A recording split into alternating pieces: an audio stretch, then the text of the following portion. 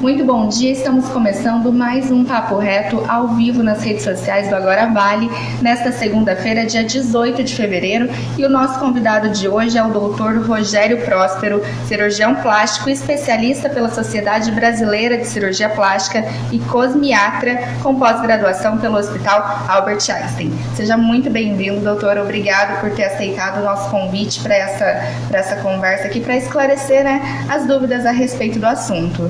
Bom dia, eu que agradeço o convite e que possamos, de certa forma, auxiliar todos aqueles que estão nos escutando, nos vendo nesse momento. Bom, para a gente começar, de onde que surgiu essa ideia de ser um especialista em cirurgia plástica e cosmiatria? Na realidade, a cirurgia plástica iniciou na minha época de faculdade. No terceiro, quarto ano de faculdade, eu já decidi por fazer e seguir essa especialidade. Já a cosmiatria é algo novo, algo que vem se estabelecendo no nosso meio, e aproximadamente há uns 3 anos atrás eu me interessei por essa área. Em 2017 eu iniciei a minha primeira pós-graduação, me aprofundando um pouquinho mais nesse assunto, que foi justamente no Hospital Albert Einstein. E agora eu estou finalizando uma outra pós-graduação, que é na Faculdade de Medicina do ABC, que na realidade são as 2 únicas pós-graduações nesta área, no Brasil. Então, estamos procurando aprofundar um pouquinho mais nesse assunto, promovendo assim um tratamento mais eficaz aos nossos pacientes. Bom, e a Clínica Próspero, onde ela surgiu nesse momento? Porque o senhor se formou em 1993 e começou a clínica em 2002. Onde o senhor atuava antes? Como que chegou essa decisão de criar o seu espaço para os atendimentos? Não, é verdade, ficou uma lacuna, De 1993... Quase 10 anos. Quase 10 anos, onde estávamos nesse período? Na realidade, nos preparando para aquilo que nós fazemos hoje, Porque para você se tornar um cirurgião plástico, é necessário algumas situações prévias. Primeiro, fazer uma especialização em cirurgia geral. Então, é obrigatório você ser cirurgião geral. Para isso, são 2 anos de especialização. Essa eu fiz no Hospital Heliópolis, em São Paulo, que foi de 1990, foi no 1994 e 95, e depois eu adentrei na cirurgia plástica, são 3 anos.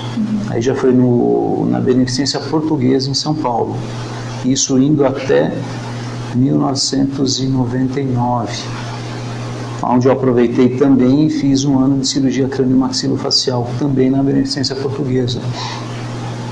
Após isso, são mais 3 anos, até chegar aqui em 2002, eu, ao invés de montar o meu consultório, eu preferi ficar numa clínica de cirurgia plástica na cidade de Santos, onde eu acabei aprimorando tudo aquilo que eu aprendi na minha especialidade, na minha especialização. Então, eu fiquei 3 anos nessa clínica de cirurgia plástica, fazendo praticamente somente cirurgia plástica estética. E foi quando eu decidi vir para Pindamonhangaba em 2002. Bacana. É um longo processo, de formação e tudo mais, para conseguir mesmo... Na realidade, após a faculdade, então foram 2 anos de cirurgia geral, 3 anos de cirurgia plástica, e depois mais 3 anos... Foi escolha minha, me preparando antes de montar a minha clínica. Foram 8 anos praticamente após o término da faculdade, que são 6 anos. Sim. E para a gente diferenciar, então, a cirurgia plástica da cirurgia estética, que eu acho que é uma grande dúvida do pessoal que está nos assistindo. Vamos acabar com um mito. Na realidade não existe isso, cirurgia plástica, cirurgia estética. Na realidade é tudo uma coisa só. A cirurgia plástica é um ramo da cirurgia geral, tanto que é necessário você ser cirurgião geral para ser cirurgião plástico. O que existe na realidade é a cirurgia plástica. A questão de estética é só uma nómina, que é colocado para aquelas cirurgias relacionadas à beleza, mas que eu questiono. Eu questiono isso de uma maneira muito séria. Por quê? Uma paciente me procura para realizar uma cirurgia de saúde. Uma paciente que tem uma mama enorme, uma mama que está caída, lhe causa um transtorno psicológico e lhe causa um transtorno, muitas vezes, também relacionados às pessoas com quem ela convive. Não é? Conceito de saúde é o bem-estar biopsicossocial. Socialmente e psicologicamente ela está abalada. Então a sua saúde também está abalada. Isso deixa de ser o quê? Unicamente estético. Passa a também ser uma cirurgia que está reparando algo que a está incomodando. Cirurgia estética, aquela relacionada à sua beleza, e uma cirurgia reparadora, aquela que está relacionada a uma funcionabilidade do seu organismo. Por exemplo, uma reconstrução de mama por um câncer. Cirurgia reparadora, você tem que reparar a função. Cirurgia estética, aquela cirurgia que está relacionada com a sua beleza. Então, estou com a mama flácida, eu quero levantar as minhas mamas. Cirurgia estética. Apesar de que esse conceito, para mim, ele é muito mais amplo, conforme eu expliquei para você. Sim. E qual é a maior dúvida de quem procura a sua clínica para um procedimento? A maior dúvida? Sim. Há uma questão que eles têm em mente, o medo que as pessoas têm em relação à anestesia. Muita gente deixa de realizar um sonho, né? Deixa de realizar algo que a está incomodando há muito tempo por medo de anestesia. E é importante essa pergunta para a gente também desmistificar algumas coisas. A anestesia hoje é muito segura, né? O preparo dos nossos anestesistas associado às cirurgias realizadas principalmente em ambientes hospitalares tem proporcionado muita segurança a todos os nossos pacientes, né? Então é uma questão, eu acho que para ser conversada com o profissional ao qual a pessoa escolher, que ele vai tranquilizá-la nesse sentido. E qual procedimento que o senhor mais costuma realizar? Não eu. Vamos tirar o eu, né? Eu acho que eu quero fazer um comentário mais do ponto de vista genérico, né? Não do que eu faço, mas daquilo que realmente acontece dentro do nosso ramo e que todos os cirurgiões plásticos acabam passando. Assim, estatisticamente, que são dados oferecidos pela própria Sociedade Brasileira de Cirurgia Plástica, a cirurgia mais realizada hoje no nosso país, né, que já ultrapassou inclusive as lipoaspirações, é justamente a colocação do implante mamário, o aumento de mamas com prótese de silicone. Essa é a cirurgia mais realizada hoje no nosso país. E já que ela é a maior, mais realizada, ela tem riscos? Como que é esse pós-operatório? Eu acho que é pontual sua pergunta. Sem dúvida. Vai de casa para casa? Sem dúvida, não. Os riscos existem. As pessoas que estão nos escutando, nos vendo, têm que saber disso. Sim. Tem que saber. Os riscos, sem dúvida, que existem. É uma cirurgia invasiva. Né? Tem as mais invasivas e as menos invasivas.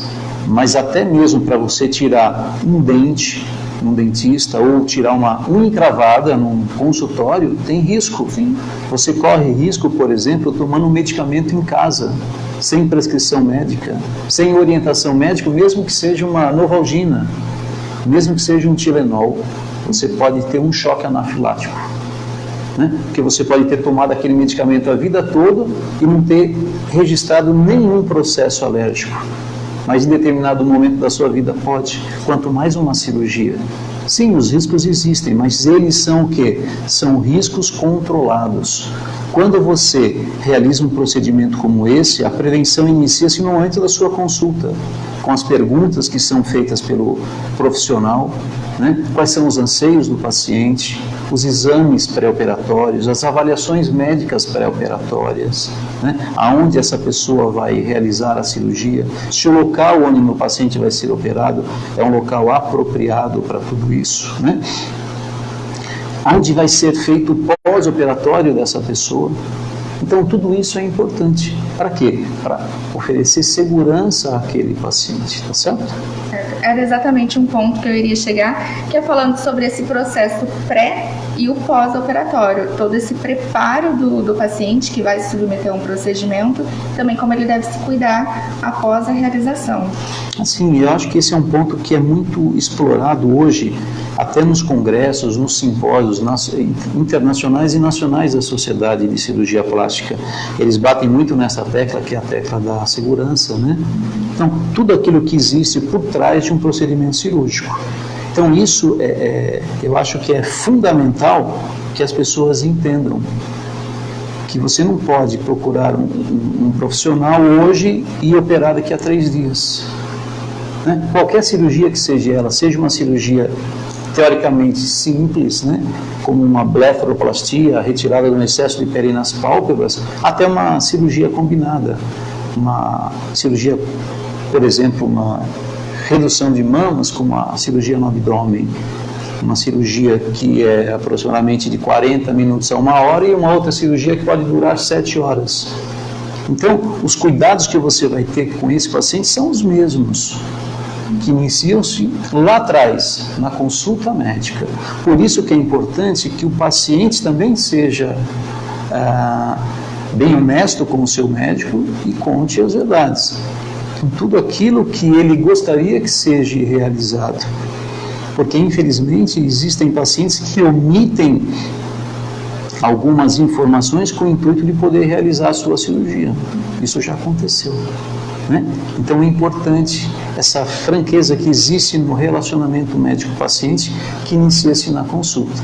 Com tudo isso, nós teremos muito mais segurança naquele procedimento. Nessa franqueza, cabe também ao médico virar para o paciente e falar: não, infelizmente, você não pode realizar esse procedimento. Não tem condições, sim. A gente tem que respeitar alguns pontos também, né? Não realizar o procedimento em pacientes que não estejam aptos a realizar aquela cirurgia. Uma das situações mais comuns que a gente observa são pacientes acima do peso, que gostariam de realizar esse procedimento e não têm condições. Porque a gente não pode confundir. O resultado final não é só da cirurgia em si. O resultado final vem da técnica cirúrgica utilizada pelo profissional, de um bom acompanhamento dietético alimentar, né, e atividade física. Então, tudo aquilo que o paciente faz fora do consultório também é importante para que lá na frente a gente consiga um bom resultado. Então, não é somente o tratamento médico realizado pelo cirurgião plástico que vai proporcionar a longo prazo o melhor resultado para aquele paciente. Certo. E qual a dica para quem está pensando em realizar um procedimento, nessa escolha do profissional que irá realizá-lo? Tá. Assim, a própria Sociedade Brasileira de Cirurgia Plástica, há um tempo atrás, ela encaminhava aos seus membros algumas dicas, em que eu concordo. Eu acho que a primeira dica, verificar se esse profissional pertence ou não à Sociedade Brasileira de Cirurgia Plástica, ou seja, se ele é especialista. Como que uma pessoa tira um título de especialista? Primeiro, ser médico, 6 anos de medicina. Segundo, ter feito 2 anos de cirurgia geral. Terceiro, ter feito mais 3 anos de cirurgia plástica por um serviço credenciado, né? Ou pelo MEC, ou pela própria Sociedade de Cirurgia Plástica, ou por ambos. Quarto, ter passado numa prova, né, que é realizada pela Sociedade Brasileira de Cirurgia Plástica ao fim dessa residência ou estágio de 3 anos. Uma prova escrita e uma prova oral. Feito isso, passou nessa prova, ele já é especialista. Ou seja, se você for operado por um especialista, a probabilidade de você ter sucesso na sua cirurgia é maior. Por que eu digo isso? Porque existem muitos profissionais que não têm esses pré-requisitos. Na realidade, a gente ouve falar até de profissionais que não são nem médicos, né? Realizando cirurgias plásticas ou até mesmo trabalhando em hospitais, em pronto-socorros, em pronto atendimento. Então é importante. Muitos profissionais não procuram nem saber se a pessoa que ele está procurando é médico. Então eu estou dando uma dica aqui do que deve ser feito. Como que eu sei isso? Entra no site da Sociedade Brasileira de Cirurgia Plástica, www.cirurgiaplástica.org.br, Você vai entrar numa página que você coloca o nome do seu médico. E ali vai aparecer se ele pertence ou não à sociedade. Se ele é um médico aspirante, o aspirante é aquele que está fazendo residência, né, especialização ainda, mas não terminou, não fez a prova, então ele é um aspirante. E o médico especialista. Quando dá lá, especialista é aquele que passou na sua prova, né, e pode atuar como especialista. Isso é importante, tá bom? A gente estava comentando nos bastidores a respeito que as pessoas às vezes não se preocupam com, ou melhor, se preocupam com valores. E, na verdade, quanto vale a sua vida, né? Você vai se submeter a um procedimento que ele é mais barato, só porque ele é mais barato, ou então você vai para um que é um valor um pouco mais elevado, mas que te oferece um trabalho de melhor qualidade.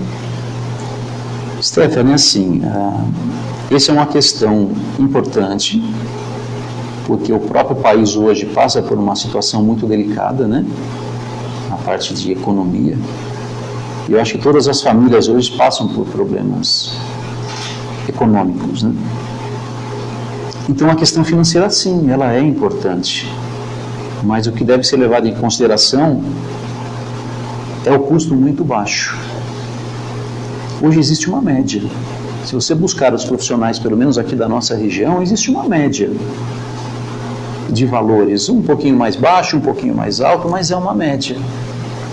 Agora, se você busca um profissional, isso destoa muito baixo ou muito alto, né? O muito alto, às vezes, é um bom profissional, né? Que está cobrando pelo seu serviço, ele tem esse direito. Eu não acredito que vai ter tanto problema, mas existe uma média. O grande problema é quando está muito abaixo dessa média. Quando destoa muito dessa média. Sim, você pode dar descontos, ter um valor acessível, mas abaixo daquilo muitas vezes é impossível, porque o hospital tem um custo fixo, o seu assistente tem um custo fixo, os gastos da sua clínica são fixos. Como é que você vai ter um valor muito abaixo de tudo isso? Não tem condições de trabalhar. Então tem que ficar atento a tudo isso, né? E as indicações, né? Quando você me perguntou o que é necessário para você escolher um profissional, eu acho que aquilo que eu comentei com você é importante. Verificar primeiro se a pessoa é especialista e pertence à Sociedade Brasileira de Cirurgia Plástica. Segundo, a indicação. A indicação eu acho que também é importante, porque a indicação não vai garantir que você vai ter um bom resultado, mas a indicação vai mostrar para você se aquele profissional é um profissional atencioso, porque se você falar bem de um determinado médico é porque você foi bem atendido. Na cirurgia você teve um bom resultado, você teve um bom pós-operatório, você na realidade foi bem amparada, então você vai indicar aquele profissional. Eu acho que já é um ponto positivo. E eu acho que o terceiro, que também é muito importante, não menos importante, é a empatia durante a consulta. Verificar se aquele profissional foi simpático com você, mais do que isso, se ele te passou todas as orientações pertinentes à sua queixa, sentir se está havendo honestidade naquela conduta, porque hoje é muito fácil você passar pelo crivo do bom senso, da lógica e da razão àquilo que está sendo dito a você. Está tudo globalizado. Quando você chega para mim na minha consulta, você conhece tudo. Você já conversou com amigas, você já entrou na internet, você já estudou aquilo, né? Então, cabe você também avaliar se aquilo que está sendo dito a você é pertinente ou não é pertinente, né? O médico, quando dá uma conduta, quando ele dá uma técnica, ele tem que mostrar para você o porquê que ele está fazendo aquilo. Eu não vou dizer que a solução de um problema não tenha várias técnicas. Tem. Você pode procurar 3 médicos diferentes e darem 3 soluções. Olha, eu acho que no seu caso você tem que colocar uma prótese. No outro, não, eu acho que tem que colocar uma prótese, tirar e levantar a mama. Não, eu acho que só levantar a mama já é eficiente. Então, de repente, as 3 cirurgias elas são eficazes, porque não existe uma receita, né, para todo mundo. Mas o profissional tem que ser coerente com aquilo que está sendo dito ao seu paciente. Eu acho que isso é muito importante. O local onde vai ser realizada a cirurgia também é um ponto a ser considerado, né?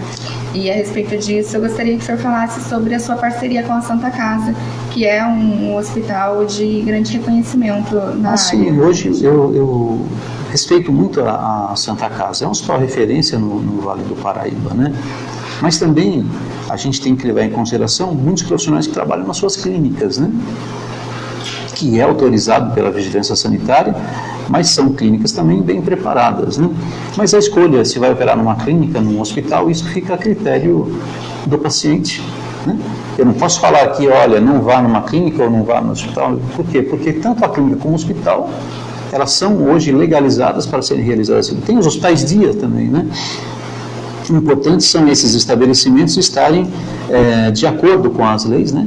Com a vigilância sanitária, com tudo aquilo que está vigente hoje. Então, cabe ao paciente conversar com o seu médico de uma maneira bem aberta, né? Todos os procedimentos que podem ser realizados no hospital, eles também podem ser realizados na clínica ou existe alguma restrição? Existem restrições, né? Dependendo do porte da sua cirurgia, isso já não pode mais ser realizado numa clínica. A gente não vai falar aqui de quais são um ou outro, porque fica muito complicado, mas a sua pergunta, sim, nem tudo pode ser realizado numa clínica, mas tudo pode ser realizado num hospital, entendeu? Certo. Vamos falar agora sobre um assunto bastante comentado atualmente, que é a cosmiatria. Sobre esse assunto são muitas as dúvidas. Quais procedimentos são esses? Bom, primeiro vamos conceituar o que é cosmiatria, porque também tem uma confusão muito grande. O que é cosmiatria? A palavra cosmiatria, ela deriva do grego, que significa ciência médica da beleza. Ou seja, é uma subespecialidade médica. Já começa por aí. Se alguém se intitular cosmiatra, tem que ser médico? Não pode ser não médico. A cosmiatria já é isso, não é uma subespecialidade da cirurgia plástica ou da dermatologia. A cosmiatria é uma subespecialidade médica. Em sendo uma subespecialidade médica, a gente entende o quê? Que se utiliza de medicamentos que necessitam de receita, né? Existem muitas fórmulas hoje que se utilizam ácidos para serem aplicados no rosto, né? Isso necessita o quê? De um acompanhamento médico, porque não é inócuo. Tudo isso pode gerar o quê? Pode gerar intercorrências, complicações, mas que, se bem utilizado na concentração certa, dificilmente nós teremos problemas, entre aspas, muito sérios. A gente observa nas farmácias o quê? Cosméticos, os dermocosméticos, né? E os medicamentos. O que é um cosmético? Um cosmético é aquilo que não necessita de receita, assim como os dermocosméticos. Qual a diferença entre um e outro? Cosmético é tudo aquilo que não necessita de uma comprovação científica para ser vendido e comercializado. Um shampoo, um sabonete, né? Os dermocosméticos, eles já necessitam de uma comprovação científica e já é tudo aquilo que também necessita de um rótulo, né? Com tudo aquilo que existe ali dentro. Então são produtos um pouco mais elaborados, mas que também não necessitam de receita médica. Pomadas, cremes, sim, e muitas formas que são utilizadas para rejuvenescimento facial. E são muitos laboratórios que existem, isso está lá na prateleira da farmácia, que você pode chegar lá, conversar com o farmacêutico e ele vai te indicar alguma coisinha para você usar, isso é legal. Existem os medicamentos. Os medicamentos é tudo aquilo que necessita de uma receita. Alguns dermocosméticos hoje têm produtos que não são mais vendidos sem receita. Por exemplo, a tetrinoína, que é o ácido retinóico, é um ácido que está lá. Isso necessita de receita médica. E dentro da cosmiatria, nós utilizamos muito medicamento. E esses medicamentos têm receita e necessitam o quê? De um controle melhor. Por exemplo, toxina botulínica, né? O nome comercial Botox, que as pessoas conhecem muito. Temos outros, o Dysport, Xiaomi, temos várias marcas, né? Os preenchedores, né? O que são os ácidos hialurônicos, né? Temos também os bioestimuladores de colágeno, que produzem colágeno e melhoram a textura da sua pele. dentre outros. Mas aí já são produtos que requerem o quê? Receita médica. Você vai usar um creme, por exemplo, com uma taxa hormonal. Esse creme só é feito com receita médica. Essa é a diferença dos dermocosméticos para muitas receitas que são feitas, né, por médicos, que necessitam o carimbo, justamente pelos problemas que aquilo pode causar.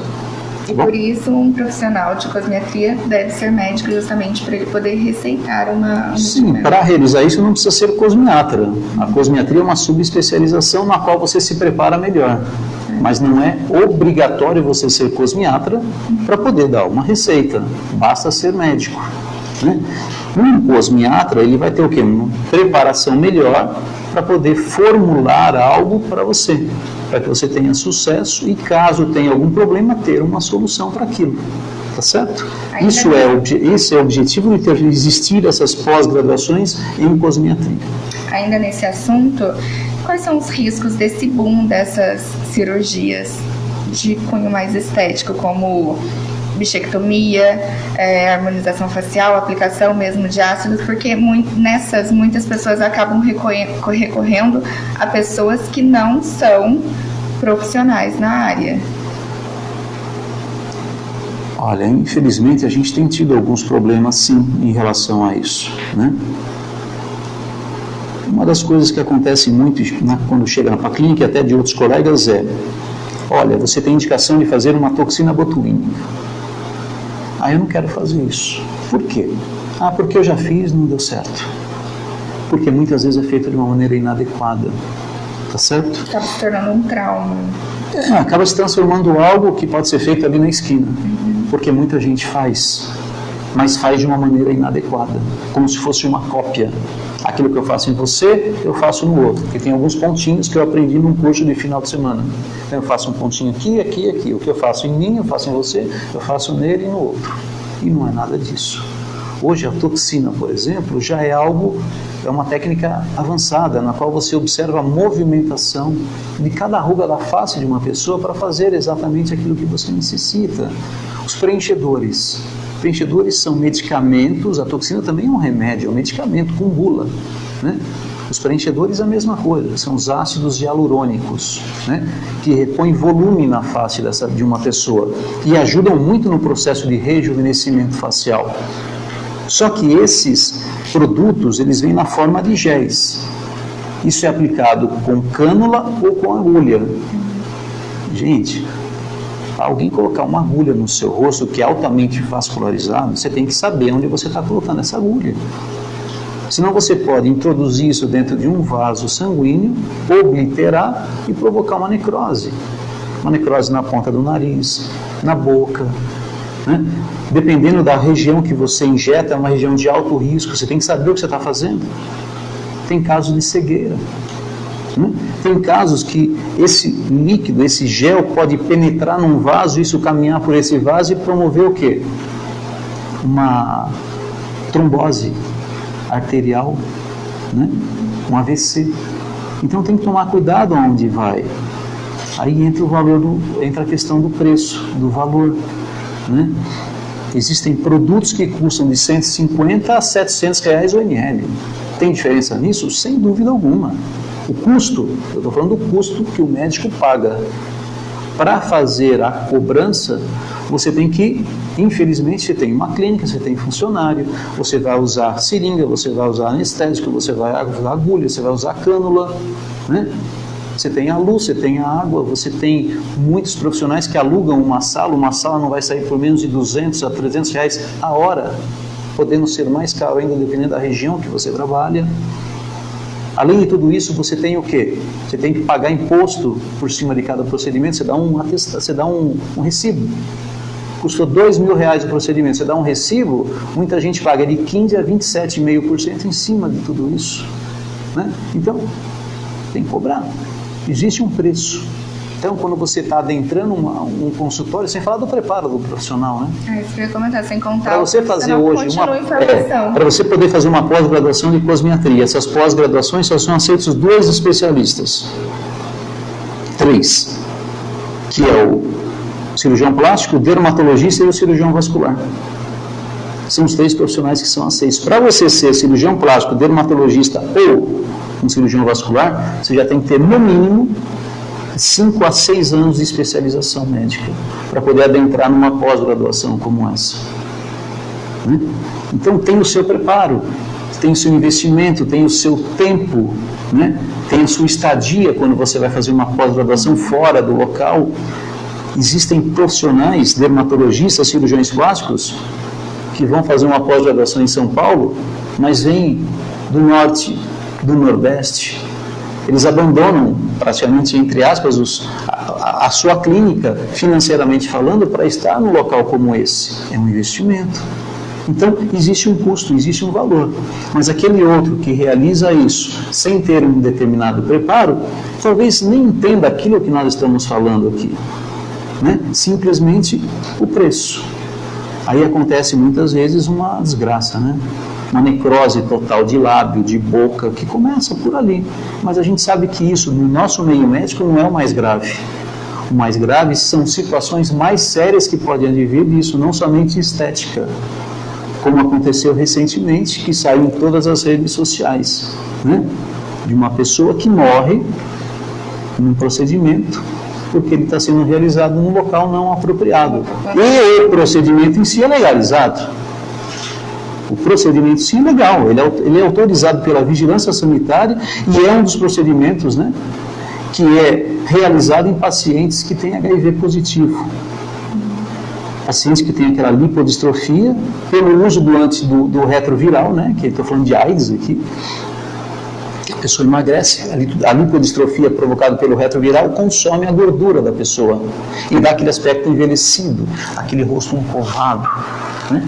E hoje a vigilância sanitária, a nossa vigilância permite a utilização do PMMA, mas por profissionais preparados, né? Em locais adequados. Então aquilo é legalizado. Aquilo que aconteceu poderia acontecer em qualquer local, poderia acontecer até dentro de um hospital, de uma clínica, mas aconteceu dentro de um apartamento. Ali está o problema, não o procedimento em si. Né? De repente, se você está dentro de um hospital, as condições de socorro seriam um pouco mais rápidas, ou não. Mas o problema está no local, né? A quantidade de produto que foi usado. Se nós adentrarmos as regras, isso fica a critério médico. Pode usar 10, 20, 30 ml, 40 ml, critério médico, é liberado. É o médico que decide. Né? Então a gente tem que avaliar aonde está indo, quem você está procurando. A questão valor é importante porque às vezes pode destoar. Poxa, mas o doutor cobra X, mas eu fui num lugar ali que é 4 vezes mais barato. Eu não tenho condições de fazer isso. Né? Você vai às vezes num grande centro, o valor é 3 vezes mais daquilo que nós cobramos no interior, que já é um valor alto. Porque às vezes lá existem outros custos, que é mais caro você trabalhar naquele local. Mas você acaba promovendo o quê? Um trabalho com mais segurança. Né? Acho que a grande mensagem que fica aqui dessa nossa entrevista é realmente esse cuidado com o profissional que você vai escolher para realizar o seu procedimento, pesquisar mesmo, conversar com ele, para ver se ele está apto a realizar e não só querer colocar um silicone ou querer arrumar o nariz, essa parte estética, mas perceber se esse profissional que vai acompanhar, se ele está preparado, se o local onde vai ser realizada a cirurgia também está preparado, para não acabar acontecendo um fato. Não, sem dúvida. Eu acho que tem que existir essa conversa. Eu acho que nenhum profissional vai se sentir ofendido se você tiver que mostrar ao seu paciente qual é a sua formação. Pelo contrário, né? Mostrar o que você fez, como que você trabalha, né? Quais são os seus diplomas. Isso tudo é importante. Não é simplesmente uma forma do médico tentar aparecer perante o seu paciente. Não, isso é importante hoje. Mostrando sua capacitação. Não é sinônimo de sucesso no seu procedimento, mas é sinônimo de que é uma pessoa que está mais bem preparada para realizar aquele procedimento em você. Eu acho que esse é um pensamento muito importante que as pessoas têm que ter hoje. Tem que ter esse esclarecimento. Porque dificilmente a pessoa às vezes vai na sua clínica e não pergunta nem se você é médico. Quanto mais se você é cirurgião plástico, quanto mais se você é cosmiatra ou tem experiência dentro daquilo que você está fazendo. Então é uma questão é uma reeducação que as pessoas têm que ter para ter mais segurança naquilo que elas estão procurando. Eu acho que isso é um fator muito importante. E hoje em dia com a internet fica ainda mais fácil, porque você consegue ver histórico de casos de antes e depois, comparativos. Vamos com calma, conversar com outras o antes e depois, fotos de antes e depois, dentro da cirurgia plástica é proibido. Não pode. Não pode. Se algum profissional, cirurgião plástico, coloca isso numa rede social, não pode. Ele já ficou alerta, então, já começa errado por aí. Por que foi proibido isso? Porque, infelizmente, muita gente se utilizou de má fé. Manipulam as imagens. Gente, vocês sabem, vocês trabalham com... Eu entendo muito pouco de mídia. Eu sou zero à esquerda em mídia. Não sei, eu não sou da época nem do computador, e muito menos o celular. A minha formação é em livro. Na minha época não existia computador. Hoje você estuda, você baixa um livro no computador. A gente tem que fazer isso hoje, mas a minha formação não é dessa. Agora, poxa, eu posso pegar uma foto de uma pessoa não operada e operar essa pessoa só na fotografia, se eu quiser. Né? Existem os apps, né, que você baixa no seu computador, né, e eu realizo uma cirurgia plástica ali, do ponto de vista virtual, se eu quiser. Quanto mais modificar uma foto para ter um bom resultado. Né? Então a foto não é fidedigna. Não é respeitoso você mostrar a foto de um paciente para um outro paciente. Eu posso ter as fotos, eu sou obrigado a ter fotos para hipóteses operatórias. Né? Mas o paciente assina um termo dizendo que aquelas fotos existem e que elas podem ser utilizadas de cunho científico, se eu quiser dar uma aula um dia, para aproveitar aquelas fotos sem o aparecimento da face. Isso é obrigatório também. Né? Agora, fazer um book... Utilizar isso como propaganda... Gente, você não tá vendo o vestido de noiva. Você está vendo um paciente que te procurou. Por isso que foi proibido pela Sociedade Brasileira de Cirurgia Plástica. Então, se o seu médico te mostra um book, eu acho que você tem que tomar cuidado, porque você pode estar naquele book também, lá na frente. É pela Sociedade Brasileira de Cirurgia Plástica a apresentação de fotos pré e pós-operatórias. Além de você conversar com o seu médico, esclareça suas dúvidas, não tenha medo de perguntar, né? Vocês estão lá, o atendimento é justamente para isso, a consulta médica é justamente para isso, para entender a necessidade do paciente, suas queixas, suas dúvidas, tudo aí antes de submeter ao procedimento. Sim, eu acho que acho que todos os médicos deixam bem claro, às vezes você está nervoso, não pergunta tudo. Às vezes o médico conversa com o paciente não está escutando, com outro pensamento. Então é importante chegar em casa, reavaliar aquilo que foi perguntado e, se houver necessidade, retornar à clínica, ao consultório, para tirar novas dúvidas. Isso é importante, para operar sem dúvidas. Né? Porque é muito difícil lá na frente acontecer alguma coisa e você, poxa, mas doutor, o senhor não me falou.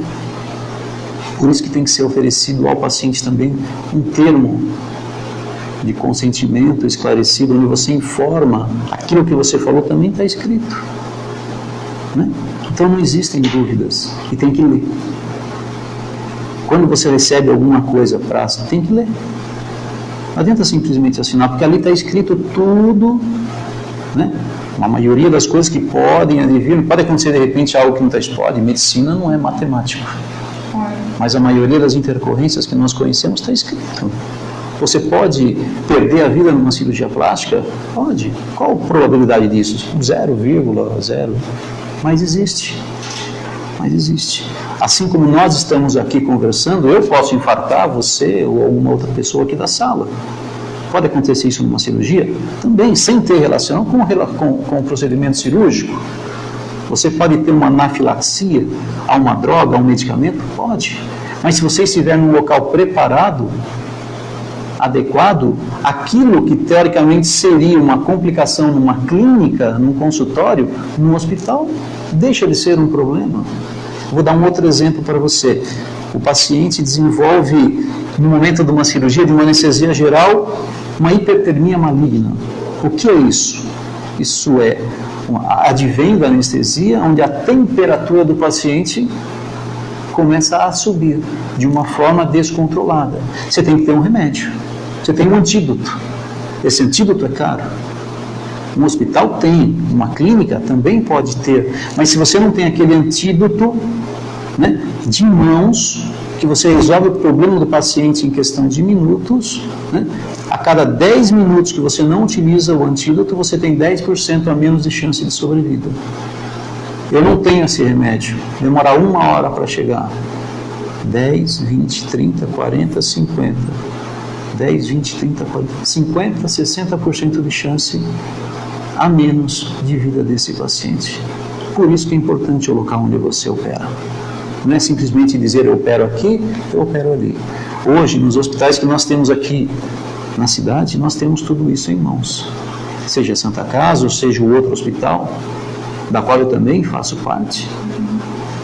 A gente, graças a Deus, aqui nós estamos bem servidos no âmbito hospitalar. Mas às vezes você vai para locais onde você opera, num local despreparado. Não, mas eu vou operar lá porque lá é metade do preço que se cobra.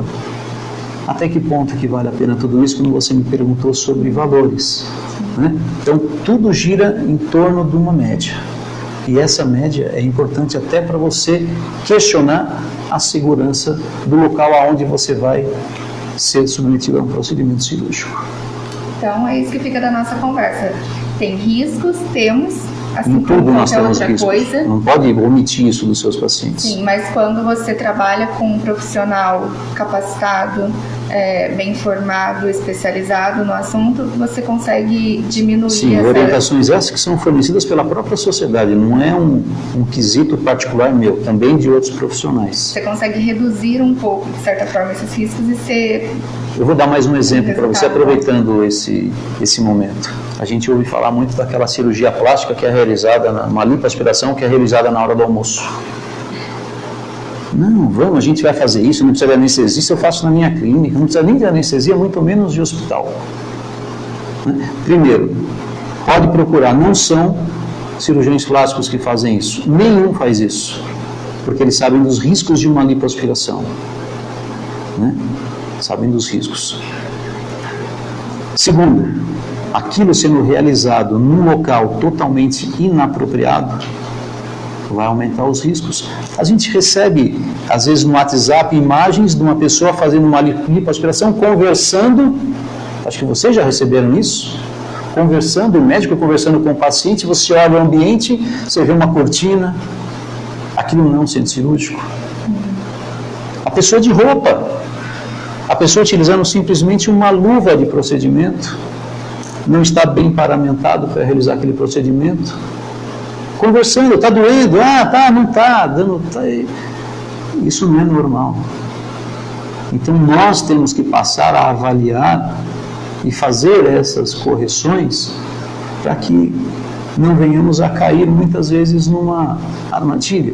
Você vai fazer um procedimento, você viaja de um outro estado para fazer um procedimento, entre aspas, estético, e você se depara num condomínio, num prédio e num apartamento normal, numa cobertura. Você faria? Aconteceu um caso. Você faria? Essa é a pergunta. Não, eu jamais. Não é o mesmo pensamento, porque uma pessoa veio a perder a vida. Então muitos fazem, e muitos fizeram. Por qual motivo? Não sei. Isso é muito particular. O nosso objetivo, quando dá uma entrevista como essa, é alertar. Conscientizar mesmo. Conscientizar, né? E fazer com que as pessoas tenham até mais responsabilidade numa situação como essa, né? O médico é responsável? Mas a pessoa que também procura também tem a sua responsabilidade. Principalmente quando se depara com uma situação escancarada como essa, né? Então, acho que tudo isso é muito importante para que a gente possa vir a esclarecer. O risco existe, sem dúvida que existe, mas é um risco controlado. É como uma cirurgia, eu faço uma comparação, não eu, mas profissionais que dão essas aulas em congressos, é como o levantar voo de um avião. Você tem que ter um checklist, né? Se avalia tudo antes de começar a anestesia de um paciente. Quantas vezes, antes de iniciar uma cirurgia, o anestesista, o que está acontecendo? Por que eu estou avaliando todo o carrinho da anestesia? Esse carrinho não está bom, eu quero outro. Mas por quê? Porque não está dando uma pressãozinha aqui. Eu fiz o teste, mas dá para fazer anestesia assim? Dá, mas se eu fizer anestesia assim, a gente pode ter um problema. Troca. Aí você perde meia hora, 1 hora, fazendo toda uma troca de um equipamento. Mas para isso você tem que ter profissionais sérios, profissionais comprometidos com o paciente, profissionais que zelam pela sua saúde, porque você está dormindo, né? Você está dormindo. Então você tem que confiar no seu profissional, ao qual você escolheu para ser o seu cirurgião, né? E eu digo isso assim de uma maneira muito tranquila. Os cirurgiões plásticos, pelo seu preparo, né, pelo menos a maioria daqueles que eu conheço aqui da nossa região, são profissionais muito bem preparados e que executam o seu procedimento com muito esmero e com muita responsabilidade. Acho que volta um pouquinho lá no início da nossa conversa de que não se trata apenas de beleza ou estética, mas é uma vida. Sem dúvida. Por trás daquele paciente existe uma vida. Às vezes, você imagina, a probabilidade disso acontecer, eu deixar de fazer isso é 1%. Mas e se acontece? Aquele 1%, né, se transforma em 100% para aquela pessoa que foi, digamos, que passou por aquela situação desagradável. Então, todos nós podemos ter complicações, intercorrências. Eu até posso perder uma paciente, graças a Deus ainda não aconteceu isso. Mas eu conheço profissionais que perderam pacientes, mas de forma responsável, né? Aconteceu algo que independe muitas vezes daquilo que o profissional está fazendo. Eu posso ter uma complicação muito séria. O que não pode existir, o que é muitas vezes o profissional agir por operar em locais inadequados e deixar que algo aconteça, né, desrespeitando determinadas situações. Isso é importante. Bom, a nossa dica, então, para você que está pensando em realizar alguma cirurgia plástica ou cosmiátrica? Procedimento cosmiátrico. O procedimento cosmiátrico é outro detalhe, que é simplesmente, o pessoal imagina cosmiatria e estético. Não, a cosmiatria é um procedimento, hoje, que tem verdadeiramente um resultado favorável, né? Funciona, né? Não é algo simplesmente que você injeta, não, aquilo funciona, só que tem que ser feito por profissionais bem preparados, profissionais que conhecem o mecanismo daquela droga que está sendo utilizado, daquele medicamento, porque a maioria das coisas que a gente utiliza ali é remédio, é medicamento, e você tem que saber como é que funciona aquilo, porque ele tem intercorrência, ele tem complicação. Então, se eu vou fazer um tratamento em você, eu tenho que saber tratar as complicações, né? Não simplesmente fazer. Aonde você vai fazer esse procedimento é importante?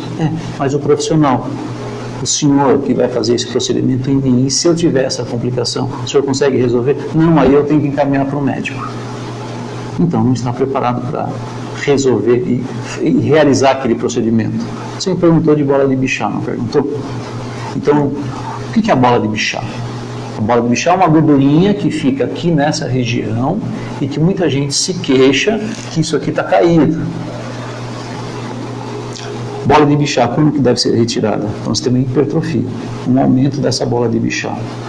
Se você perguntar para mim, quantos pacientes te procuraram até hoje com hipertrofia de bola de bichá? Nenhum. Sabe por que nenhum? Porque é raro. É raro aquele paciente que tem indicação de retirada de bola de bichá. E quando você retira, bichectomia.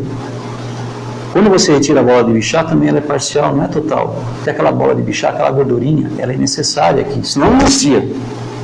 Não é verdade?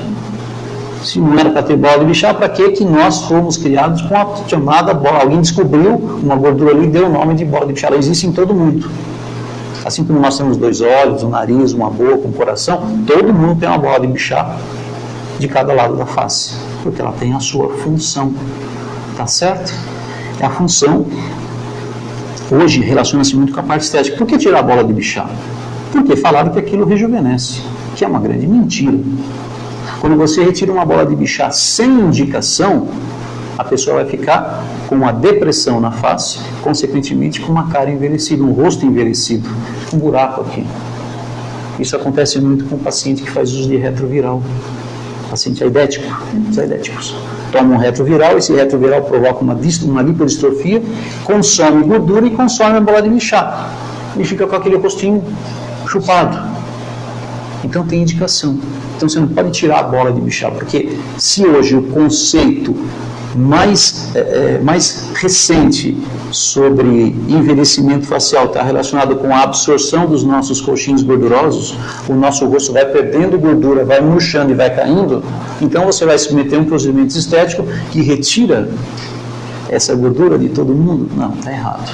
Tem indicação? Tem, mas em casos especiais na quais nós temos uma hipertrofia, isso aumenta, aí você vai lá e retira, não em todo mundo. Então, mais uma vez, tomar cuidado com os profissionais que você procura, né? Bom, com as próprias palavras aqui do Dr. Rogério Próspero, fica a dica. Então, tome cuidado com o profissional que você vai escolher para realizar o seu procedimento. Avalie se é necessário realmente a realização desse procedimento. E não deixe de perguntar, de esclarecer dúvidas, porque para você se sentir segura também para se submeter a isso. Sem dúvida. Se podemos deixar até o canal de vocês aberto, se surgir alguma dúvida, depois a gente esclarece e vocês enviam essa resposta aos seus ouvintes, pelo menos não todos, né, que é muito complicado, mas às vezes as questões são as mesmas, né, as dúvidas são as mesmas. E essas dúvidas, depois, de uma outra forma, a gente pode também saná-las, mas eu acho que a melhor forma de sanar a sua dúvida é você conversando com o médico ao qual você vai procurar, né? Então, procure profissionais sérios, profissionais que realmente possam, com indicação, né? Profissionais bem preparados, que eu tenho certeza que vai dar tudo certo no seu procedimento. Doutor, muito obrigado pela sua participação, por abrir aqui pra gente sobre esse assunto, desmistificando mesmo as dúvidas que acontecem. Obrigado também a você que ficou nos assistindo. Nós vamos deixar os contatos do doutor, da clínica, em nosso site e vamos encerrando aqui mais um Papo Reto. Ao longo da semana teremos outras entrevistas. Ficamos por aqui, até mais.